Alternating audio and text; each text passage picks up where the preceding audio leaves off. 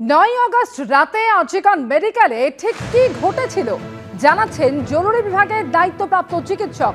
মৃত ঘোষণা করতেও হাসপাতাল ঘন্টার পর ঘন্টা দেরি করে। কেন এই দেরি হাসপাতালের তরফে প্রশ্ন তুললেন ঘটনার দিন জরুরি বিভাগের দায়িত্বপ্রাপ্ত চিকিৎসক তাপস প্রামাণিক। বেলা 11:15 নাগাদ গ্রুপ মেসেজে খবর পাই। 12:44 নাগাদ টালা পুলিশ এসে টিকিট বের করে, অথচ 10:10 মৃত বলে ঘোষণা করে হাসপাতাল। আর কি বললেন তিনি, রাখবো আপনাদের সামনে।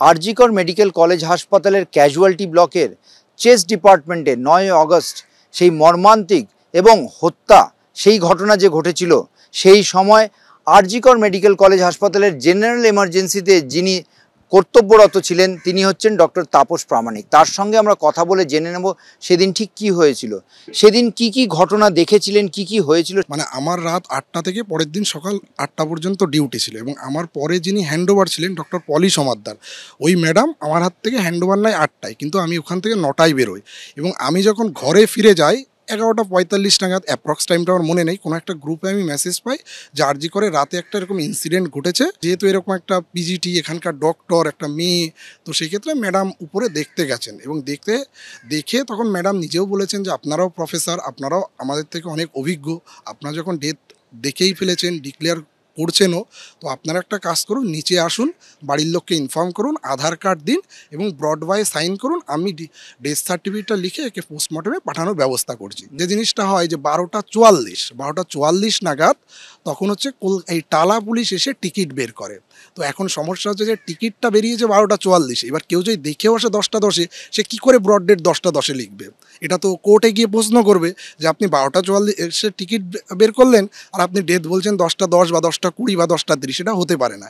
এই জিনিসটা এইভাবে হয়েছিল। মানে তার যে ডিপার্টমেন্টের লোকজন ছিল তাদের উচিত ছিল নেমে এসে প্রসিডিওরগুলো করা, সেটা 3 ঘন্টা ধরে করেন। এবার যদি মেয়েটার মা বাবা প্রশ্ন তোলে যে 10:10 পুলিশ রিপোর্ট হলো আর 12:44 ডেথ হলো, তো এই টাইম পিরিয়ডের এক্সপ্লেনেশনটা ওনারা কীভাবে দেবেন? যে ওই টাইমে তো মেয়েটা যদি বেঁচে থাকতো, যদি কেউ প্রশ্ন করে তার উত্তর তো এদের কাছে নেই, 3 ঘন্টা ধরে কি করলো। জরুরি বিভাগের দায়িত্বপ্রাপ্ত চিকিৎসক তাপস প্রামাণিক, তার বক্তব্য আপনারা শুনলেন। 9 আগস্ট রাতে আরজিকর মেডিকেলে ঠিক কি ঘটেছিল সেই নিয়ে তিনি যেটা বলছেন যে মৃত ঘোষণা করতেও হাসপাতাল ঘন্টার পর ঘন্টা দেরি করেছিল। কেন এই দেরি হাসপাতালের তরফে, এই প্রশ্ন তুলেছেন তিনি। বেলা 11:15 নাগাদ গ্রুপ মেসেজে খবর পাই। 12:44 নাগাদ টালা পুলিশ এসে টিকিট বের করে, অথচ 10:10 মৃত বলে ঘোষণা করে হাসপাতাল। 10:10 পুলিশ রিপোর্ট আর দুপুর 1:15 মৃত ঘোষণা কিভাবে, এই প্রশ্ন তুলেছেন ঘটনার দিন আরজিকর মেডিকেলের জরুরি বিভাগের দায়িত্বপ্রাপ্ত চিকিৎসক তাপস প্রামাণিক।